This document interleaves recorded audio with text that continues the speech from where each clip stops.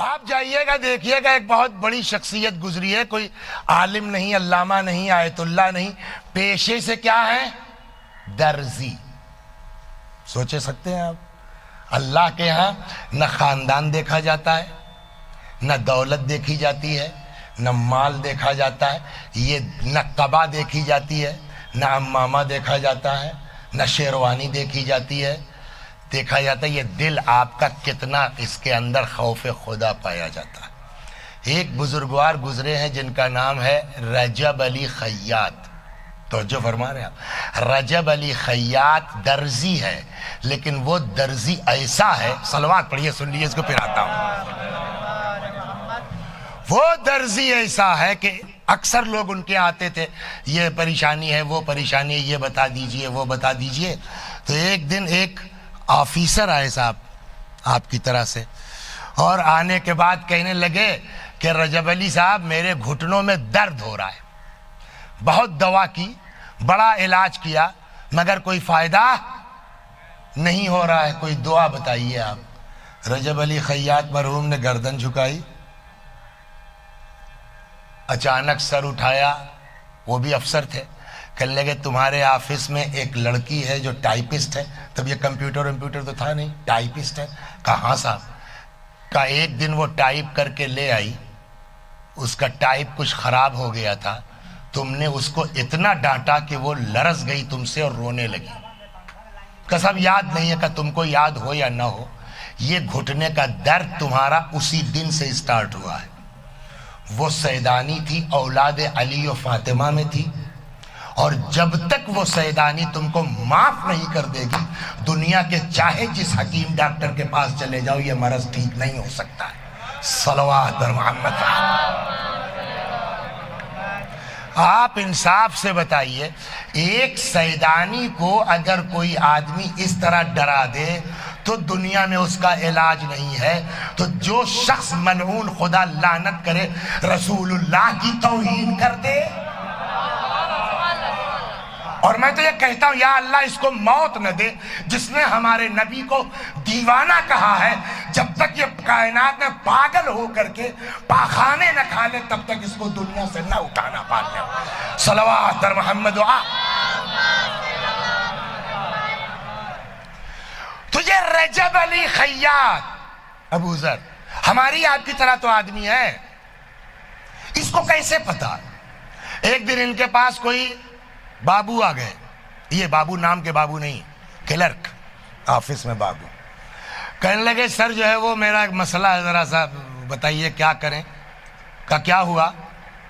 پہلے تو ایک مولانا کے پاس گئے، انہوں نے بہت دعا تعویذ وغیرہ بتائی، یہ منت کر لو، یہ دعا کر لو، یہاں چلے جاؤ، کچھ نہیں ہوا۔ ہوا کیا تھا؟ آفس میں ایک فائل غائب ہو گئی۔ آفیسر نے کہا کہ کیوں بھائی بڑے بابو فائل کہاں ہے؟ کہ صاحب مل نہیں رہی ہے۔ آفیسر کو شک ہوا کہ اس نے کچھ لے دے کر کے غائب کر دیا ہے۔ کہا اگر فلاں تاریخ تک ڈیڈ لائن فائل نہیں ملی یو میں گو، برخاست۔ اب یہ بیچارے ادھر دعا ادھر دعا، مولانا صاحب تھے ان کے پاس گئے، صاحب کوئی دعا بتائیے۔ اب یہ ہے کہ صاحب کل آخری تاریخ ہے، پھر جناب کے پاس آئے، تب تک ادھر سامنے سے رجب علی خیاط آ رہے تھے۔ مولانا صاحب نے کہا بھیا میں نے مجھ کو جو پتا تھا بتا دیا، وہ دیکھو سامنے بوڑھا آدمی آ رہا، اس سے بات کر لو۔ یہ پہنچ گئے رجب علی کے پاس، درزی کے پاس۔ حضور کب مولانا صاحب کا گھر بغل میں ہے، کب مولانا صاحب ہی نے آپ کے پاس بھیجا ہے۔ کہا اچھا اندر آؤ، کیا بات؟ کہا صاحب اس طرح سے ہے، فائل غائب ہو گئی ہے اور یہ دھمکی ملی ہے آفیسر کی طرف سے، اب اگر کل تک نہیں ہوا تو میں سسپینڈ ہو جاؤں گا، برخاست ہو جاؤں گا۔ پھر سر جھکایا انہوں نے۔ تمہاری ایک بہن ہے، سنیے آپ، جو بیوہ ہو گئی ہے۔ کہا جی جی جی۔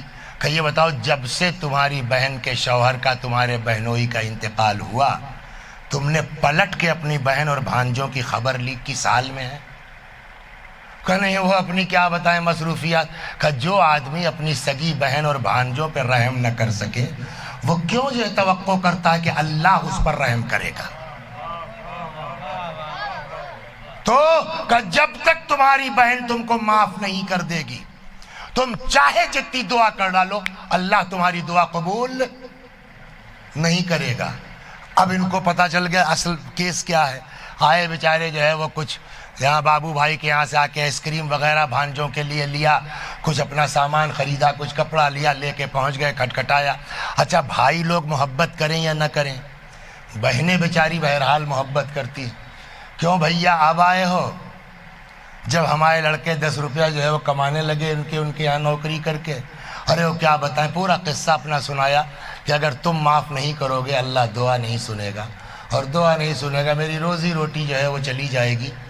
تو اس نے کہا جاؤ، میں نے معاف کیا، میرے خدا نے معاف کیا، بات ختم ہو گئی۔ یہ دوسرے دن آفس پہنچے، اب آج آخری دن ہے، باس نے بیل بجائی، اب یہ اٹھے تو اکثر دیکھا ہوگا آفسوں وغیرہ میں یہ کرسی رکھی ہے، پیچھے دیوار ہے، دیوار پر الماریاں بنی ہوتی ہیں، تو اب یہ بیچارے اٹھے اور نکلنے کے لیے موڑے، ارے فائل تو یہ رکھی ہے۔ کچھ سمجھ میں آیا آپ؟ سوال یہ رجب علی خیاط کے اندر عام درزی، اس کے اندر یہ صلاحیت کہاں سے آئی؟ جواب وہی ہے، اپنے آپ کو گناہ سے بچاؤ، صلوات۔ اب آپ سناتا رجب نے کیا کیا؟ رجب علی خیاط درزی تھے، قبا وبا سیتے تھے۔ اچھا جو ایماندار لوگ ہوتے ہیں وہ ٹائٹ بھی ہوتے ہیں۔ فرض کیجئے آپ اپنی شیروانی لے کے پہنچے، 5 روپے لگیں گے، پہلے پیسہ دے دیجئے آپ، اس ٹائپ کے آدمی تھے۔ معلوم ہوا آپ نے 5 روپے دے دیے ان کو، اب 4 دن بعد آئیے گا، پہنچے سب ہو گیا، ہاں ہو گیا، یہ لیجئے آپ۔ وہ معلوم ہوا آپ کی قبا واپس کی، 2 روپے بھی واپس کر دیے۔ یہ کیا کہ بھئی وہ میں یہ سمجھا تھا اتنا وقت لگے گا، لیکن یہ کام کم تھا، جلدی ہو گیا، یہ 2 روپے زیادہ ہیں آپ کے، ہم لوگ کوئی کر سکتے ہیں؟ تو وہ جب آدمی ایسا کرے گا تو زندگی بھر دکان بنوا نہیں سکتا، کرائے کی دکان میں رہے گا۔ تو جس کی دکان میں یہ درزی گیری کرتے تھے، اب پتہ نہیں 5 سال سے تھے کہ 10 سال سے تھے کہ 20 سال سے تھے، ایک دن دکان کا مالک آیا، رجب علی صاحب ہم کو دکان کی ضرورت ہے، تو آپ جو ہے وہ پلیز خالی کر دیجئے۔ جی ہم کو ضرورت ہے، آپ دکان خالی۔ اچھا اچھا اچھا اچھا، فوراً اٹھے، اے بیٹا ذرا یہاں آئیے، اے بیٹا ذرا، 2 عدد مشینیں تھیں صرف، اے بیٹا ذرا یہ مشین پکڑوا کے میرے گھر تک پہنچوا دو میرے لال۔ اب وہ جو مکان مالک تھا، دکان مالک، کہنے بھائی میرا مطلب یہ نہیں تھا، رے آج نہیں، کل پرسوں، مہینہ 2 مہینہ، کہتے یہ تو آپ نے کہا نہیں، آپ نے کہا خالی کر دیجئے، اور جیسے ہی آپ نے کہا خالی کر دیجئے، اس کے بعد بلا وجہ لیٹ کرنا میرے لیے حرام ہے۔ جہاں آدمی اتنا اپنے آپ کو گناہ سے بچاتا ہے، تب خدا جو ہے وہ اس کے دل کی آنکھوں کو واہ کرتا ہے، جو ہم آپ نہیں دیکھ سکتے وہ مومن دیکھ لیتا ہے۔ صلوات بر محمد و